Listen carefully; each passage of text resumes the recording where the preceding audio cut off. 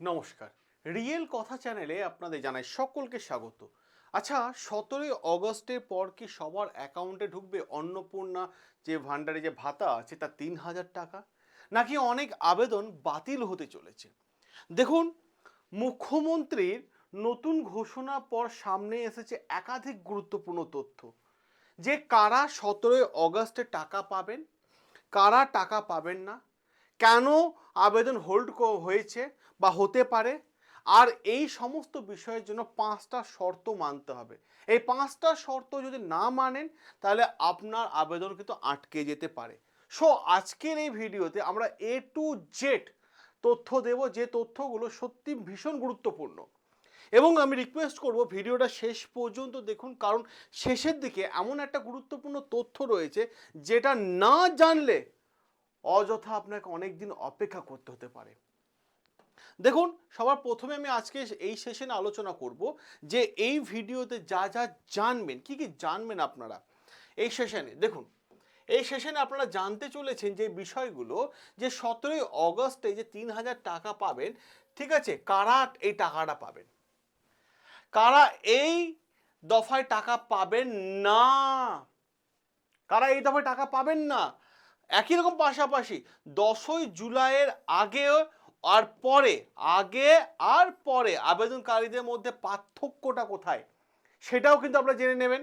ঠিক আছে, নতুন ভ্যারিফিকেশন এখন কোন প্রসেসে আছে, তার আপডেট কি, লাস্ট আপডেট, সেটাও কিন্তু আজকের এই সেশনে আমরা আলোচনা করব। এরই পাশাপাশি আবেদন করব কেন বা কোন আবেদন হোল্ড রাখা হয়েছে এবং আগামী মাস থেকে কবে থেকে টাকা দেওয়া হবে।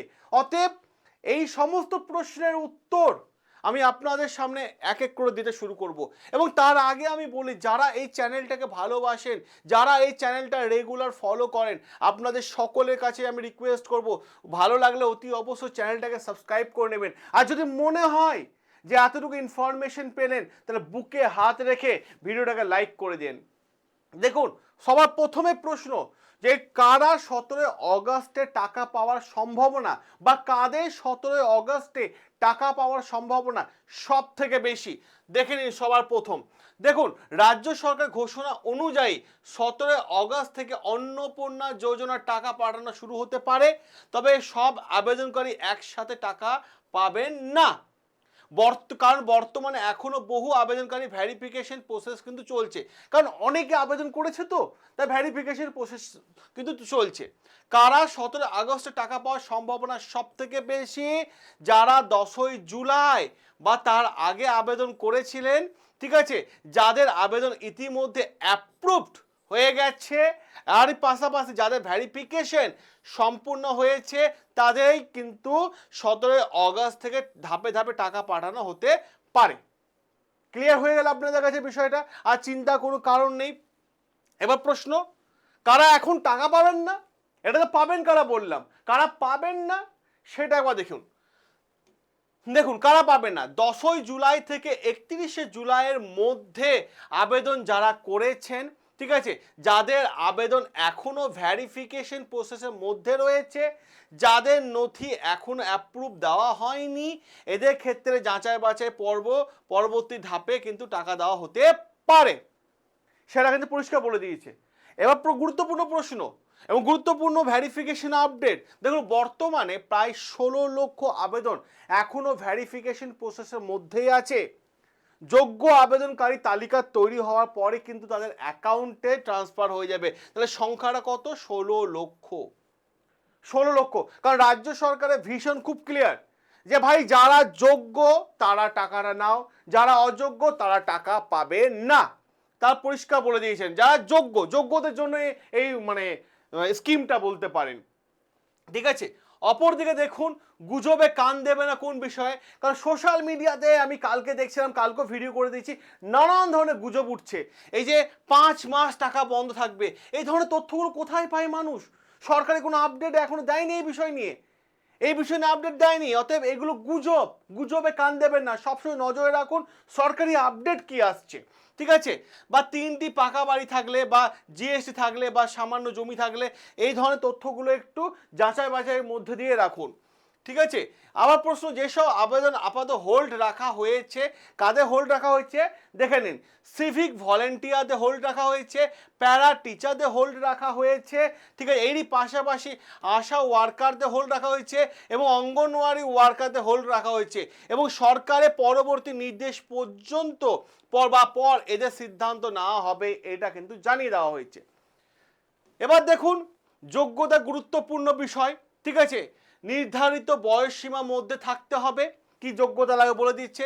পশ্চিমবঙ্গের স্থায়ী বাসিন্দা, আপনি অন্য রাজ্যের বাসিন্দা হয়ে এখানে আবেদন করবেন, আপনার হবে না। পশ্চিমবঙ্গে মানে পার্মানেন্ট স্থায়ী বাসিন্দা আপনাকে হতে হবে, কারণ এই যে মানে অন্নপূর্ণা যোজনাটা শুধুমাত্র পশ্চিমবঙ্গে বাসীদের জন্যই, ঠিক আছে।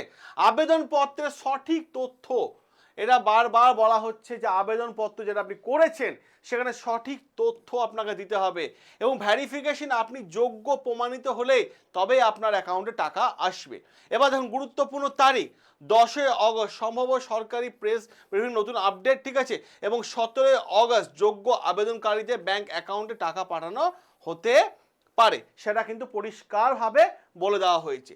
এরই পাশাপাশি যদি আমি আরেকটা গুরুত্বপূর্ণ তথ্য আপনাদেরকে দিয়ে দিই, এবং সেই গুরুত্বপূর্ণ তথ্য মারাত্মক লেভেলের গুরুত্বপূর্ণ তথ্য, যে বিষয়টা হচ্ছে যদি আপনি 10ই জুলাই আগে আবেদন করে থাকেন তাহলে অতি অবশ্যই কমেন্টে লিখুন যে অ্যাপ্রুভ দেখাচ্ছে নাকি ভেরিফিকেশন পেন্ডিং দেখাচ্ছে। আর যদি 11ই জুলাইয়ের পর আবেদন করে থাকেন সেটাও অবশ্যই জানাবেন, ঠিক আছে। আপনার স্ট্যাটাস দেখে পরবর্তী আপডেট কি হবে, তার সম্ভাবনা কি হবে, আমরা আপনার মনের মধ্যে যে এই অন্নপূর্ণা যোজনা নিয়ে কোনো প্রশ্ন থাকে সেটাও আপনি লিখতে পারেন। আমরা যথাসাধ্য চেষ্টা করব আপনাদের প্রত্যেকে কমেন্টে রিপ্লাই করা। আর যদি ভিডিওটা আপনার ভালো লেগে থাকে, অন্তরের মধ্যে গেঁথে থাকে, আর যদি মনে হয় যে হ্যাঁ ইনফরমেশন আপনি পেয়েছেন, কারণ আমাদের কাজ হচ্ছে সঠিক ইনফরমেশন আপনাদের সামনে তুলে ধরা, যাতে আপনাদের টেনশন না হয়। বিশেষ করে সোশ্যাল মিডিয়ায় বর্তমান সময়ে যা দেখা যাচ্ছে, নানান ধরনের গুজব দেখানো যাচ্ছে। সোশ্যাল মিডিয়ায় লেখা উঠছে যে 5 মাস টাকা দেওয়া হবে না। ভাই কোথা থেকে পেলো? সরকার তো এরকম কোনো আপডেট দেয়নি, মানুষকে বিভ্রান্তি করা হচ্ছে। অতএব সঠিক ইনফরমেশন পেতে হলে অতি অবশ্যই এই চ্যানেলটাকে সাবস্ক্রাইব করে নিন। দেখা হবে আপনাদের সাথে নতুন আরও একটা ব্রেকিং আপডেট নিয়ে।